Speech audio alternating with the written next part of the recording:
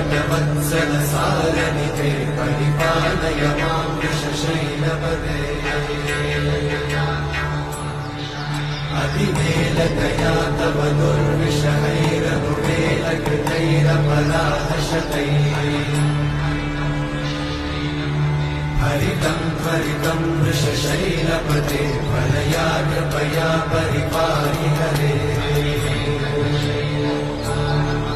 अधिवेङ्कटशैलमुदारमते जनताभिमताधिकदानरता परदेवतया गदितान्निगमयि कमलादयितान्नपरं कलये